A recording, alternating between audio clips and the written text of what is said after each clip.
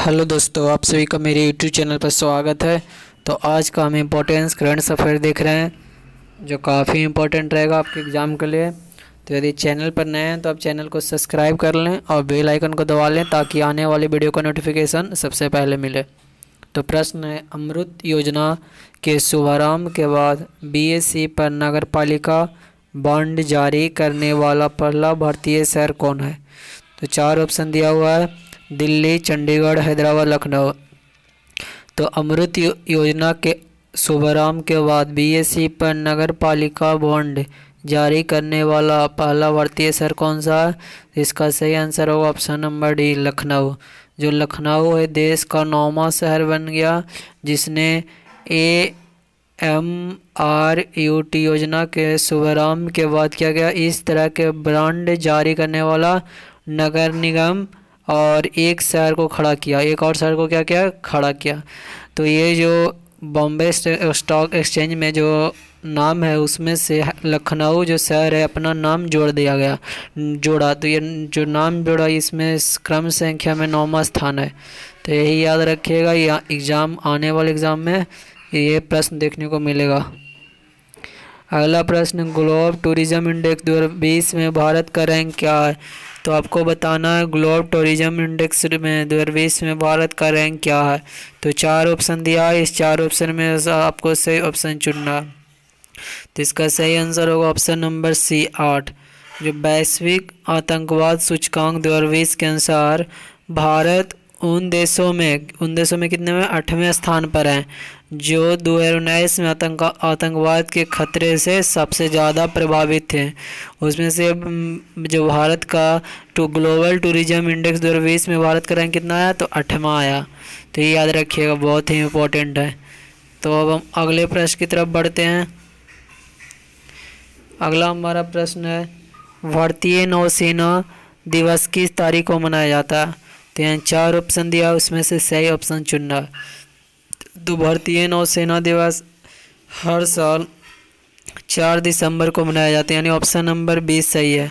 जो देश में भारतीय नौसेना की उपलब्धियां और भूमिका को पहचानने के लिए भारत क्या करते हैं, हर साल 4 दिसंबर को नौसेना दिवस के रूप में मनाता है। क्यों? तो भारतीय नौसेना की उपलब्धियों और भूमिका को पहचानने के लिए, मतलब उसके बारे में जानने के लिए। तो हम अगले प्रश्न की तरफ चलते हैं। हमारा अगला प्रश्न है, स्वास्थ्य वार्ता के उद्घाटन सत्र की अध्यक्षता किसने की? तो यहाँ चार ऑप्शन दिया, उसमें से सही ऑप्शन आपको ढूंढना है।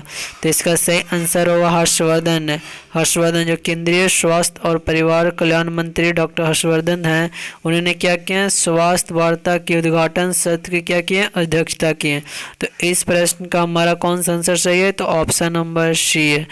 तो हम अगले प्रश्न की तरफ बढ़ते हैं।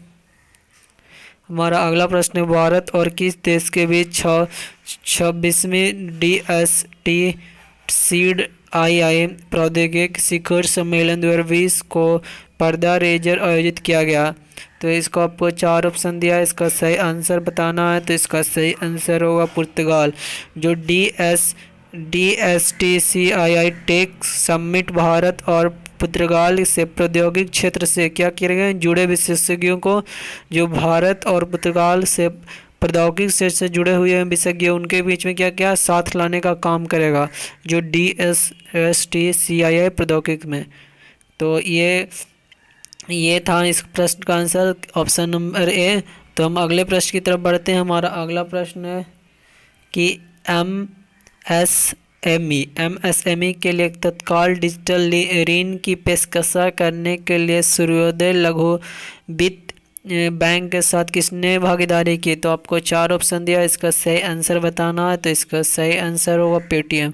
जो पेटीएम ने क्या किया, MSME को तत्काल डिजिटल ऋण के साथ सशक्त बनाने के लिए क्या किया, सूर्योदय लघु वित्त के साथ क्या क्या, साथ अपनी साझेदारी की क्या क्या घोषणा किया है। तो ये था हमारा इस प्रश्न का answer, option number A, Paytm. तो हम अगले प्रश्न की तरफ चलते हैं। हमारा अगला प्रश्न, फिट इंडिया मूवमेंट के राजदूत के रूप में किसे चुना गया? तो यहाँ चार दो ऑप्शन दिया हुआ, आपको इसका सही आंसर बताना है। तो इसका सही आंसर होगा कुलदीप हुड्डे। कुलदीप हांडू को टीम इंडिया के लिए बुस्सू कोच कुलदीप हांडू को प्रतिष्ठित क्या किया गया, द्रोणाचार्य पुरस्कार से सम्मानित किया गया। तो फिट इंडिया को इसीलिए ये जो फिट इंडिया इनको द्रोणाचार्य पुरस्कार से सम्मानित किया गया और वे फिट इंडिया मूवमेंट के राजदूत के रूप में भी नियुक्त किया गया। तो इस प्रश्न से हम इतना कुछ जाने। अगला प्रश्न की तरफ हम बढ़ते हैं। हमारा अगला प्रश्न है, सीमा सड़क संगठन के नए महानिदेशक के रूप में किसे नियुक्त किया गया। तो 4 ऑप्शन दिया है, आपको सही ऑप्शन बताना है। तो इसका सही आंसर होगा लेफ्टिनेंट जनरल राजीव चौधरी। क्या लेफ्टिनेंट जनरल राजीव चौधरी को महानिदेशक सीमा सड़क संगठन का कार्यभार संभाला। तो ऑप्शन नंबर ए इसका सही आंसर है। अगला प्रश्न की तरफ हम बढ़ते हैं। अगला हमारा प्रश्न है कि इस राज्य सरकार ने अपना छठवां रायमोना राष्ट्रीय उद्यान स्थापित करने का प्रस्ताव दिया। तो इसका सही आंसर आपको बताना है। 4 ऑप्शन दिया है, तो इसका सही आंसर है असम। असम सरकार ने क्या किया, उग्रवाद से ग्रसित आरक्षित वन में 6वां राष्ट्रीय उद्यान प्रस्तापित करने का प्रस्ताव दिया। तो ये असम के द्वारा किया गया है। तो हम अगले प्रश्न की तरफ बढ़ते हैं। हमारा अगला प्रश्न, किस राज्य ने अंतर्राष्ट्रीय सैंड आर्ट फेस्टिवल के 9वें संस्करण की मेजबानी की। तो आपको ये इसका सही आंसर बताना है। तो इसका सही आंसर होगा ऑप्शन नंबर सी, उड़ीसा। जो अंतर्राष्ट्रीय सैंड आर्ट फेस्टिवल का 9वां संस्करण उड़ीसा के कहाँ हुआ, चंद्रभागा बीच पर सरकार द्वारा निर्धारित किया गया था। जो कोविड-19 प्रोटोकॉल को पालन करते हुए 9वां संस्करण ओडिशा के चंद्रभागा बीच पर संपन्न हुआ। तो ये बहुत ही इम्पोर्टेंट है, आपको इसको हर हाल में याद रखिएगा। तो अगले प्रश्न की तरफ हम बढ़ते हैं कि हाई स्पीड ट्रेनों और स्टील्थ पनडुब्बियों में कंपन अलगाव को किस संस्थान के शोधकर्ताओं ने डमरू जाली विकसित किया है। तो आपको 4 ऑप्शन दिया है, इसका सही आंसर बताना है। तो इसका सही आंसर होगा IIT कानपुर ने। जो IIT कानपुर के शोधकर्ताओं ने क्या किया, डमरू प्रेरित लेटिस विकसित करने के लिए क्या किया, जो IIT कानपुर के शोधकर्ताओं ने डमरू प्रेरित लैटिस विकसित करते हैं, जो क्या करेंगे, चुपके पनडुब्बियों और उच्च गति वाले गाड़ियों में आवेदन पता करता है। तो ये था, इसका सही आंसर क्या होगा, ऑप्शन नंबर सी। तो हम अगले प्रश्न की तरफ बढ़ते हैं। हमारा अगला प्रश्न है, छठे ब्रिक्स यूथ समिट 2020 के लिए विषय क्या था। तो यहाँ 4 ऑप्शन दिया, आपको सही आंसर ढूंढना है। तो इसका सही आंसर होगा ब्रिक्स युवा लोगों के लिए समय की चुनौतियाँ, यानी शिखर सम्मेलन 2020 का ब्रिक्स का जो विषय था, चैलेंज ऑफ द टाइमर। क्या था, challenge of the timer for young people. Challenge of the theme के तहत होस्ट किया गया था। तो इस प्रश्न का आंसर क्या होगा, ऑप्शन नंबर बी। तो हम अगले प्रश्न की तरफ बढ़ते हैं।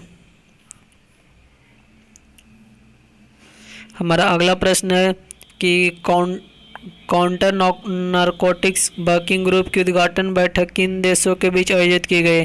तो आपको इसका सही आंसर बताना है। 4 ऑप्शन दिया, तो इसका सही आंसर होगा भारत और अमेरिका के। भारत और संयुक्त राज्य अमेरिका के अधिकारियों ने क्या किया, US India counter narcotics working groups, जिसको बोलते हैं शॉर्ट में CNWG, की उद्घाटन बैठक को क्या किया, उद्घाटन बैठक के लिए वस्तुतः क्या किया, मुलाकात की, मतलब उसके बैठक के लिए मुलाकात की। तो अगले प्रश्न की तरफ चलते हैं। अगला प्रश्न, यूनिट प्रशंसा पुरस्कार 2019-20 से किसे सम्मानित किया गया। तो इसका 4 ऑप्शन दिया, आपको सही आंसर बताना है। तो इसका सही आंसर होगा जनरल मनोज पांडे को। जो लेफ्टिनेंट जनरल मनोज पांडे को कमांडर इन चीफ अंडमान और निकोबार कमांड, जिसको बोलते हैं CINCN, commander in chief of Andaman and Nicobar command, को उत्कृष्ट प्रदर्शन के लिए क्या किया, यूनिट प्रशंसा पुरस्कार 2019 और 20 से सम्मानित किया गया। तो इसका सही आंसर क्या होगा, general Manoj Pandey, option number C. तो हम अगले प्रश्न की तरफ बढ़ते हैं। हमारा अगला प्रश्न है, 15 भारतीय कंपनियों की 2020 फॉर्च्यून 500 रैंकिंग सूची में किस कंपनी को पहला स्थान मिला। तो आपको इसका सही आंसर बताना है। 4 ऑप्शन दिया है। तो रिलायंस ने रिलायंस ने भारतीय कंपनियों 2020 फॉर्च्यून 500 रैंकिंग सूची में 1 स्थान क्या क्या 500 रैंकिंग सूची में कितना स्थान जो भारतीय कंपनियों की 2020 फॉर्च्यून 500 रैंकिंग की सूची में पहला स्थान जो मिला उसका किसको मिला, तो रिलायंस इंडस्ट्री को मिला। किसको मिला, तो रिलायंस इंडस्ट्री को मिला। तो रिलायंस ने क्या किया, भारतीय कंपनी की 2020 फॉर्च्यून में 500 रैंकिंग सूची में एक स्थान, और वैश्विक में क्या मिला, 500 सूची में शीर्ष, दुनिया के शीर्ष 100 कंपनियों में 10 स्थान पर दिया गया है जो वैश्विक सूची के अनुसार, और भारत के एक पहले नंबर पर मिला। तो अगले प्रश्न की तरफ हम बढ़ते हैं। तो इसका जो मुख्य प्रश्न यही है कि भारतीय कंपनियों की 2020 फॉर्च्यून 500 रैंकिंग सूची में किस कंपनी पहला स्थान पर रहा, तो रिलायंस इंडस्ट्री रहा, यही याद रखिएगा। अगले प्रश्न की तरफ हम पढ़ते हैं। इसमें था कि जो रिलायंस ने भारतीय कंपनी 2020 के फॉर्च्यून 500 रैंकिंग सूची में एक स्थान, और वैश्विक 500 सूची में, 500 सूची में दुनिया के शीर्ष 100 कंपनियों में 10 स्थान पर दिया गया। तो अगले प्रश्न की तरफ चलते हैं। हमारा अगला प्रश्न है, किस विश्वविद्यालय के शोधकर्ताओं ने दुनिया का सबसे छोटा मेमोरी डिवाइस बनाया है? तो आपको 4 ऑप्शन दिया है, इसका सही आंसर बताना है। तो इसका सही आंसर होगा टेक्सास विश्वविद्यालय ऑस्टिन के। जो ऑस्टिन में टेक्सास विश्वविद्यालय के इंजीनियरों ने क्या किया, 2 साल पहले एक खोज के आधार पर क्या किया, 2 साल पहले जो खोजा गया तो उसी के आधार पर दुनिया का सबसे छोटा मेमोरी स्टोरेज डिवाइस बनाया। तो किसने किया, तो टेक्सास विश्वविद्यालय ने, ऑस्टिन का। अगले प्रश्न की तरफ हम बढ़ते हैं। हमारा अगला प्रश्न, तो किस अदालत ने फैसला दिया कि जाति धर्म के बावजूद पसंद के व्यक्ति से शादी करने का अधिकार एक मौलिक अधिकार है? तो इसका 4 ऑप्शन दिया, आपको सही आंसर बताना है। तो इसका सही आंसर है कर्नाटक उच्च न्यायालय ने फैसला दिया है, क्या दिया, जाति धर्म के बावजूद क्या करना, पसंद के व्यक्ति से शादी करने का अधिकार एक मौलिक अधिकार के रूप में बताया गया। इस पर फैसला देते वक्त ऐसा बताया गया। अगला प्रश्न है, 2020 इंटरनेशनल सैंड आर्ट फेस्टिवल का विषय क्या था? तो सैंड आर्ट फेस्टिवल कहाँ मनाया जाता है, कि जो ये समुद्र के किनारे बनाया जाता है, कि बहुत बड़ा आकृतियों सैंड से, मतलब बालुओं से, रेतों से बनाया जाता है। तो उसी का पूछ रहा है कि इसका जो फेस्टिवल का विषय क्या था। तो जो 2020 का international sand of art festival का विषय था पर्यावरण और कोविड-19, क्योंकि अभी आप जान रहे हो कोविड-19 का महामारी चल रहा है, तो ये ज़रूरी था। तो इसलिए इससे रिलेटेड है। आप इस तरह का प्रश्न आएगा तो आप ध्यान तुरंत मार दीजिएगा।